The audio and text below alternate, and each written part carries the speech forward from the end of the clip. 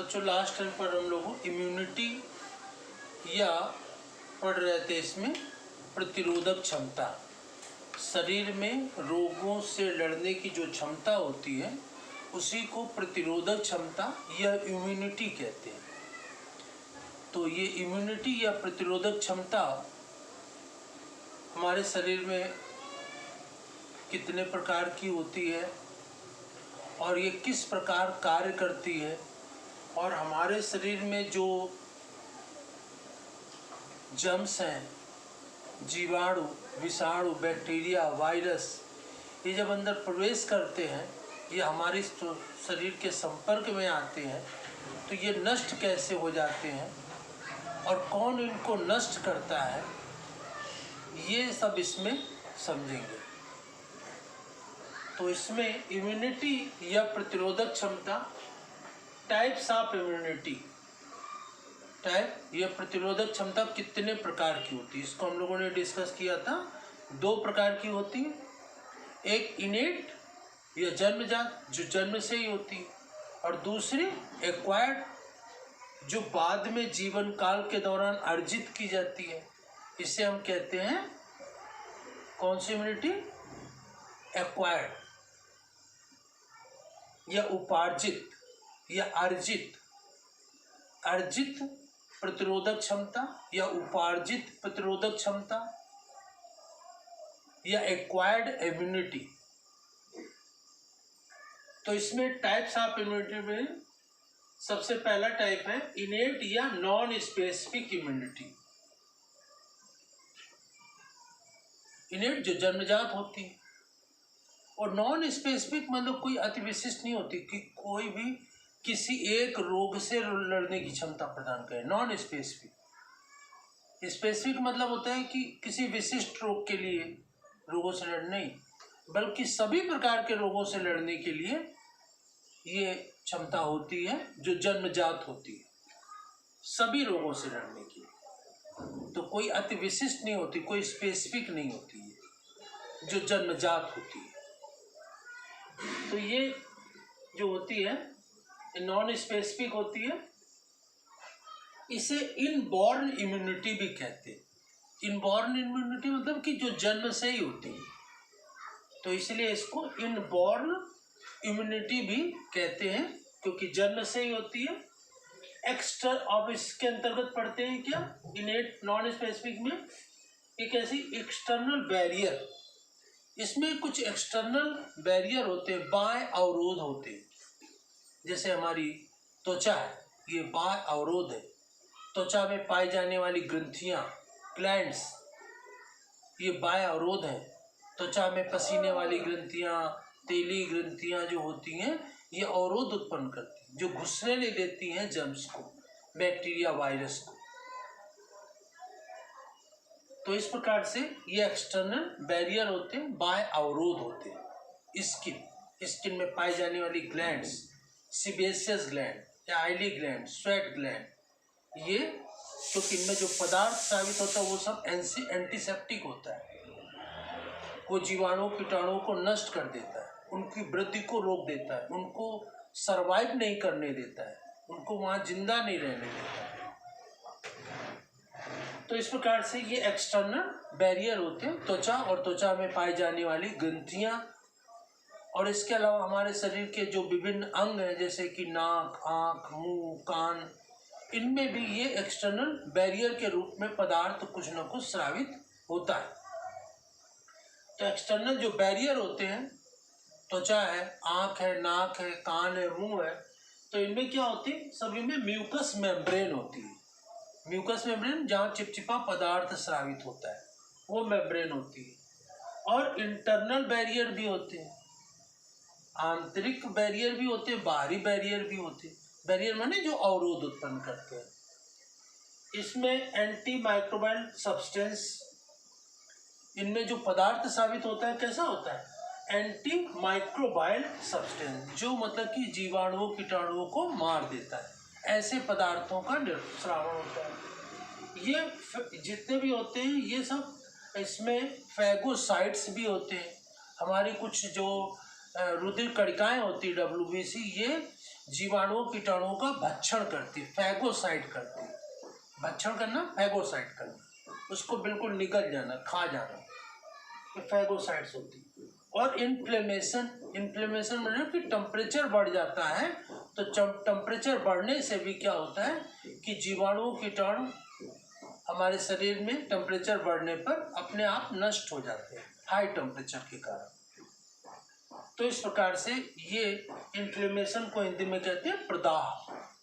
तो टेम्परेचर बढ़ जाता है किसी भी विशेष स्थान पर जहाँ पे भी इन्फेक्शन होता है, तो ऐसी स्वाभाविक प्रक्रिया हमारे शरीर के अंदर होती है। इसके पश्चात इसी इनेट या नॉन स्पेसिफिक बैरियर के अंतर्गत हम लोग यहाँ 5 पॉइंट पढ़ेंगे, 1 2 3 4 5। तो पहला है फिजिकल बैरियर। पहला कौन सा है? फिजिकल बैरियर या भौतिक अवरोध। फिजिकल बैरियर या भौतिक अवरोध, इसे एनाटॉमिकल बैरियर भी कहते हैं। अब इसके अंतर्गत सबसे पहले क्या आता है? इसके अंतर्गत आता है स्किन या त्वचा, और त्वचा पे पाई जाने वाली ग्रंथियां जो होती हैं, जैसे मैंने बताया कि त्वचा में पसीने वाली ग्रंथियां पाई जाती हैं और तेली ग्रंथियां, सीबेसियस ग्लैंड और स्वेट ग्लैंड पाई जाती हैं। और इनमें जो पदार्थ साबित होता है वो जीवाणु कीटाणु को मार देता है, नष्ट कर देता है, वहाँ सर्वाइव नहीं होता, उनको जिंदा नहीं रहने देता है। तो यहाँ पर तो ये स्किन में होती है। इसके बाद ये सेब्रम ग्लैंड्स त्वचा में होती है, म्यूकस ग्लैंड होती है त्वचा में, चिपचिपा पदार्थ साबित होते हैं। और इसका अलावा कॉमन सेल बैक्टीरिया भी हमारे शरीर में होते हैं, जो सहजीवी के रूप में हमें शरीर में रहते हैं, हमें हमारे शरीर को किसी प्रकार का नुकसान नहीं पहुंचाते हैं, लेकिन जो जीवाणु कीटाणु आते हैं उनको सबको नष्ट कर देते हैं। और हमारी त्वचा में जैसे कि नाक आपके अंदर एपिथेलियम लेयर में सीलिया होते हैं। ये सीलिया क्या करते हैं? ये सीलिया ये जीवाणु कीटाणुओं को रोक देते हैं, अंदर जाने नहीं देते, तो ये अवरोध के रूप में उत्पन्न कर देते हैं। इसके अलावा दूसरा होता है फिजियोलॉजिकल बैरियर। फिजियोलॉजिकल मतलब कार्की अवरोध। कार्की मतलब कि जैसे हमारी श्वसन क्रिया होती है, तो श्वसन क्रिया में हम एयर अंदर ले जाते हैं, कार्बन डाइऑक्साइड बाहर निकालते हैं।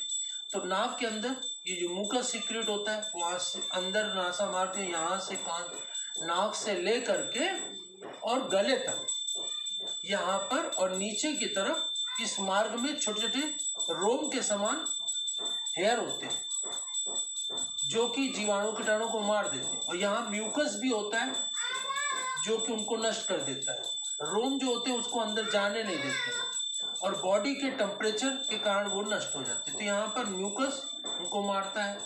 सीलिया जो होते हैं इस नासा मार्ग में यहाँ से यहाँ तक फेफड़ों तक, तो वो अंदर जाने नहीं देते, म्यूकस इसको मार देता है। जो बॉडी का टेम्परेचर होता है उससे भी वो नष्ट हो जाते हैं। और जो अंदर एयर जा रही है उसका टेम्परेचर भी हमारी बॉडी के टेम्परेचर के समान हो जाता है एयर का, जिससे हमें उसके कोई नुकसान नहीं होता है। तो इस प्रकार से ये एपिथेलियम सीलिया भी हमारे शरीर के विभिन्न जो अंग होते हैं जो ओपन, वहाँ पर म्यूकस के साथ साथ ये सीलिया भी सुरक्षा करते हैं हमारे शरीर की। तो फिजियोलॉजिकल बैरियर में जो कार्की आता है उसमें मुंह में सलाइवा, लार स्रावित होती है। ये लार में भी जीवाणु कीटाणु मर जाते हैं।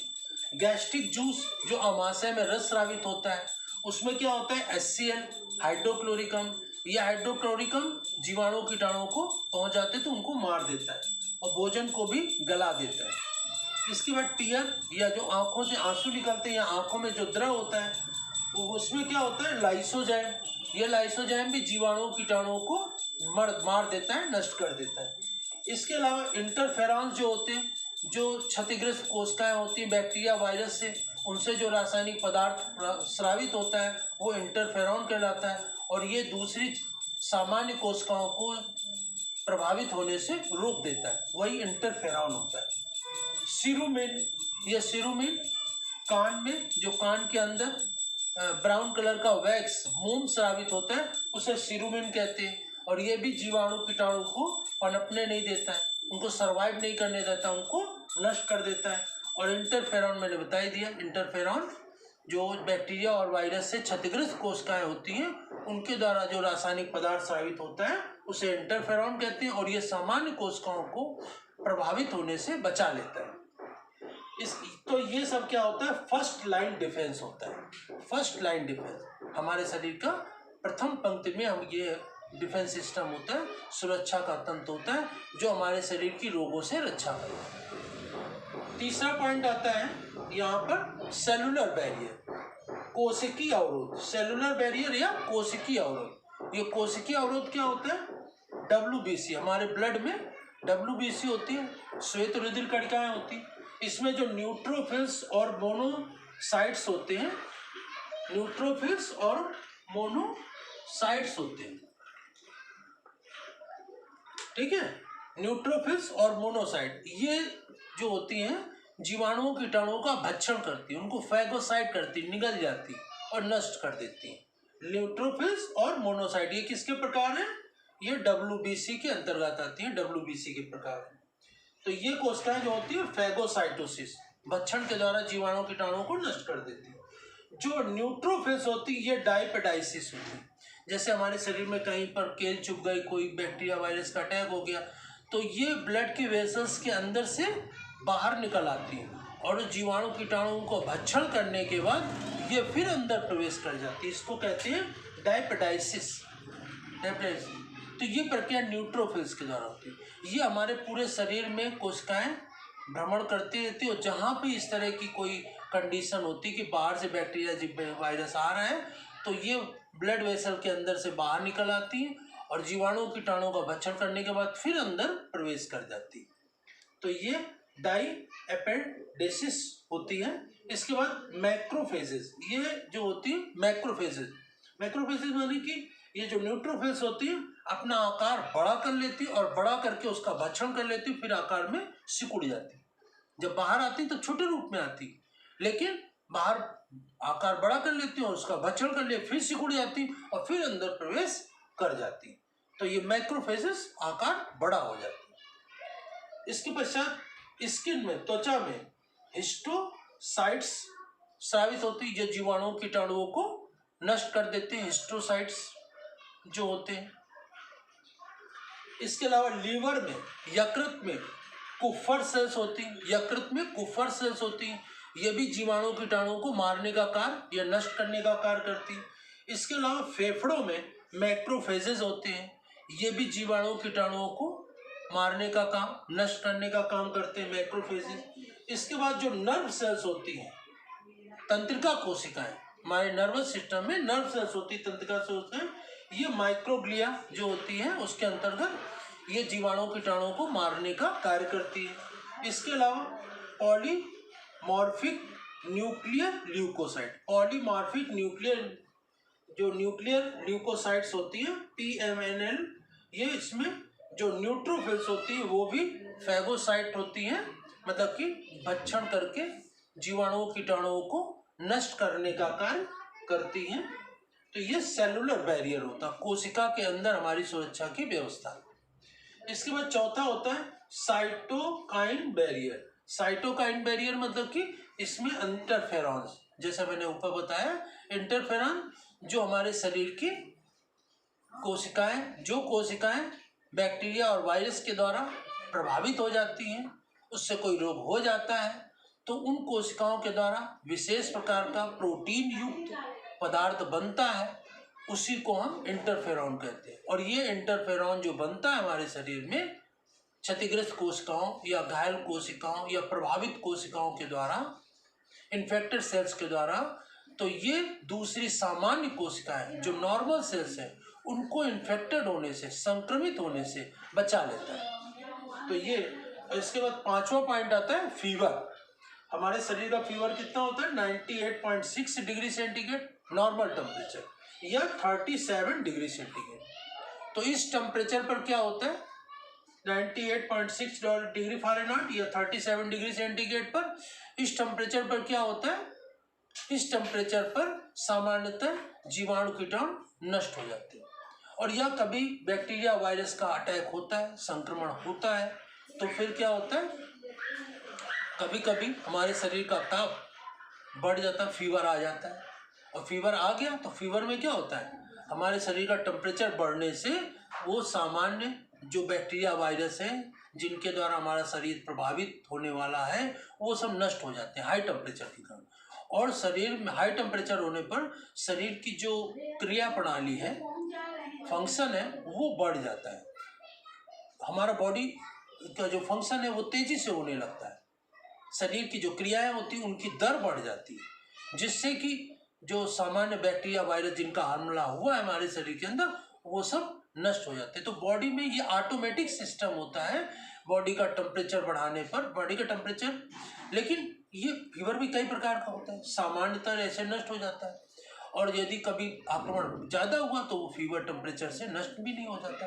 लेकिन ये ऑटोमेटिक सिस्टम है कि कभी जीव बैक्टीरिया वायरस का आक्रमण हुआ, संक्रमण हुआ, तो वो क्या होता है कि हमारा बॉडी का टेम्परेचर बढ़ा, शरीर का ताप बढ़ा, बढ़ने से क्या होता है वो अपने आप नष्ट हो जाती है। और क्रिया प्रणाली बढ़ जाते हैं तो इससे एंजाइम, हार्मोन तेजी से बनने लगते हैं। तो वो सब पूरा सिस्टम हमारा इतना सक्रिय एक्टिव हो जाता है और उससे पदार्थ इतने तेजी से बनने लगते हैं कि जो बैक्टीरिया वायरस, जो जर्म्स हैं, जीवाणु कीटाणु हैं, वो सब नष्ट हो जाते हैं।